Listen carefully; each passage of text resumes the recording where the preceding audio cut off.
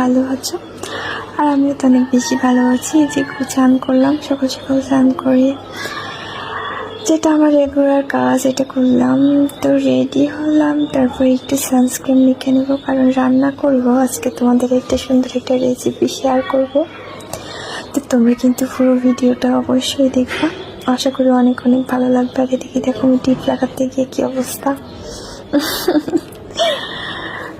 টিপ সবসময়ের জন্য আমি আগে উপরে লাগাতাম। আর এদিকে কিন্তু আমি চিংড়ি মাছ রান্না করবো আজকে।